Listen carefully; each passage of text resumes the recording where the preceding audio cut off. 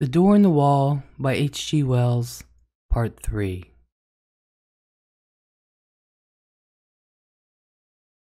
For a time, my friend stared silently into the red heart of the fire. Then he said, "I never saw it again until I was 17. It leapt upon me for the third time, as I was driving to Paddington on my way to Oxford and a scholarship.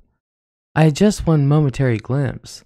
I was leaning over the apron of my hansom smoking a cigarette, and no doubt thinking myself no end of a man of the world.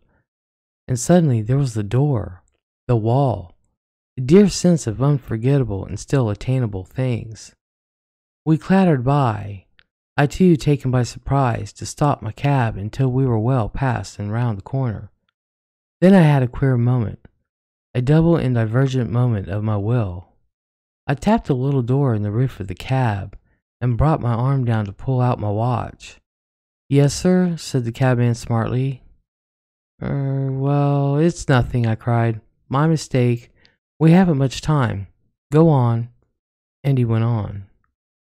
I got my scholarship, and the night after I was told of that, I sat over my fire in my little upper room, my study, in my father's house, with his praise, his rare praise, and his sound counsels ringing in my ear, and I smoked my favorite pipe, the formidable bulldog of adolescence, and thought of that door and the long white wall. If I had stopped, I thought, I should have missed my scholarship. I should have missed Oxford, muddled all the fine career before me. I began to see things better.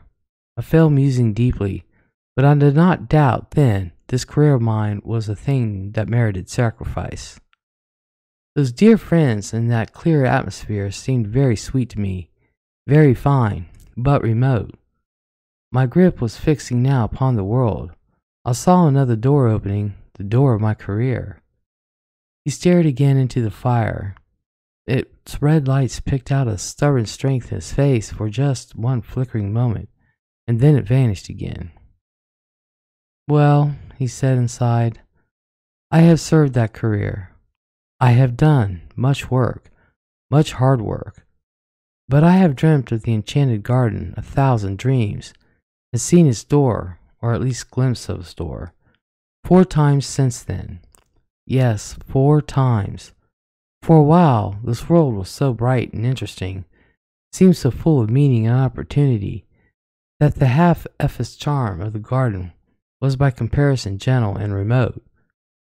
Who wants to pat panthers on the way to dinner with pretty women and distinguished men? I came down to London from Oxford, a man of bold promise, that I have done something to redeem, something, and yet there have been disappointments. Twice I have been in love.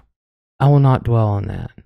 But once, as I went to someone who, I know, doubted whether I dared to come, I took a short-cut at a venture through an unfrequented road near Earl's Court, and so happened on a white wall and a familiar green door. "Odd," said I to myself, "but I thought this place was on Campden Hill. It's the place I could never find, somehow, but, like counting Stonehenge, the place of that queer daydream of mine, and I went by it intent upon my purpose. It had no appeal to me that afternoon. I had just a moment's impulse to try the door. 3 steps aside were needed at the most, though I was sure enough in my heart that it would open to me, and then I thought that doing so might delay me on my way to the appointment in which I thought my honor was involved. Afterwards, I was sorry for my punctuality. I might have at least peeped in, I thought, and waved a hand to those panthers, but I knew enough by this time not to seek again belatedly that which is not found by seeking. Yes, that time made me very sorry. Years of hard work after that, and never a sight of the door. It's only recently it has come back to me. With it there has come a sense as though some thin tarnish has spread itself over my world. I began to think of it as a sorrowful and bitter thing that I should never see that door again. Perhaps I was suffering a little from overwork. Perhaps it was what I've heard spoken of as the feeling of 40. I don't know.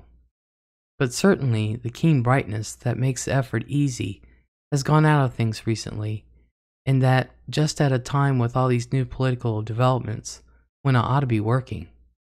Isn't it odd? But I do begin to find life toilsome, its rewards as I come near them cheap. I began a little while ago to want the garden quite badly. Yes, and I've seen it 3 times. The garden? No, the door. And I haven't gone in. He leaned over the table to me with an enormous sorrow in his voice as he spoke. Thrice I have had my chance, thrice. If ever that door offers itself to me again, I swore I will go in, out of this dust and heat, out of this dry glitter of vanity, out of these toilsome futilities. I will go and never return. This time I will stay. I swore it, and when the time came, I didn't go. 3 times in 1 year have I passed that door and failed to enter. 3 times in the last year. The first time was on the night of the snatch division on the Tenants' Redemption Bill, on which the government was saved by a majority of 3. You remember. No one on our side, perhaps a few on the opposite side, expected to end that night. Then the debate collapsed like eggshells. I and Hotchkiss were dining with his cousin at Brentford.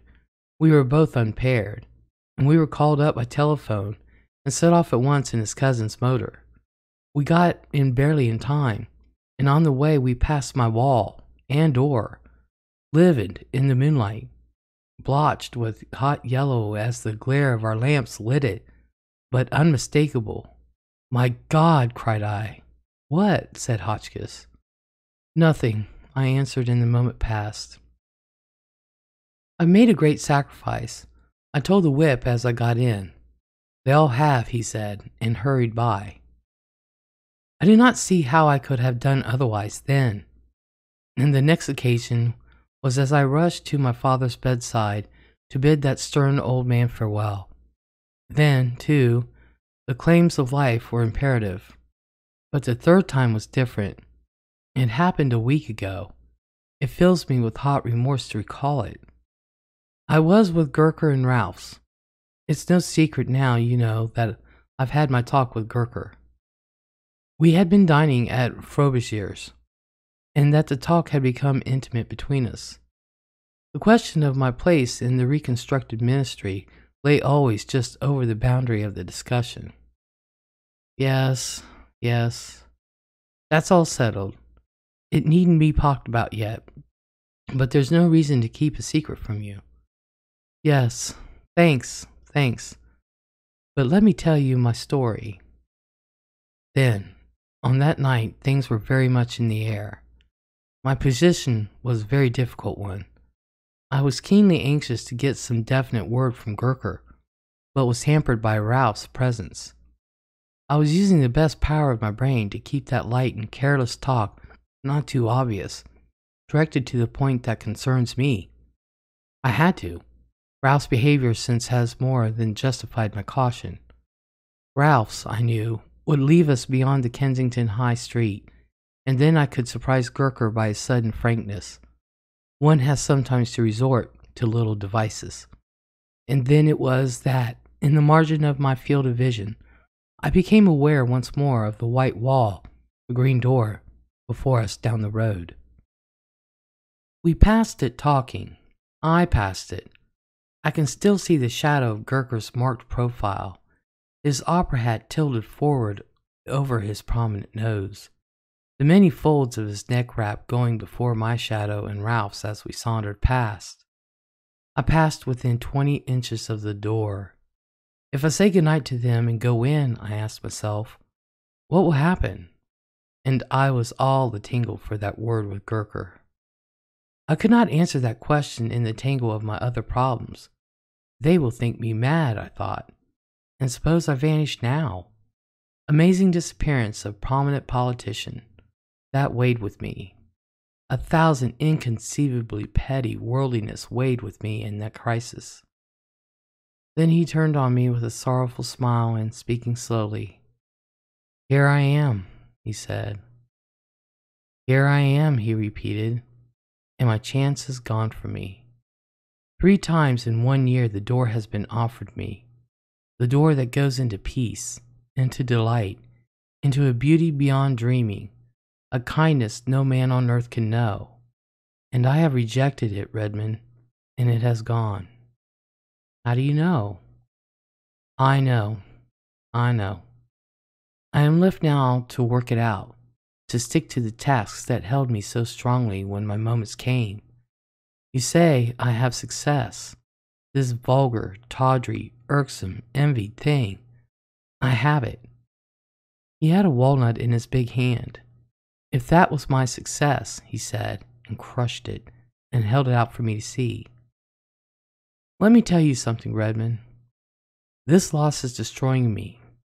For 2 months, for 10 weeks nearly now, I have done no work at all, except the most necessary and urgent duties.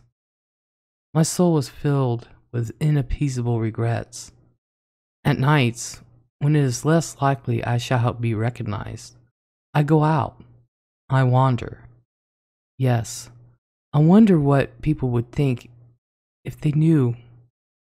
A cabinet minister, the responsible head of the most vital of all departments, wandering alone, grieving, sometimes nearly audibly lamenting, for a door, or a garden.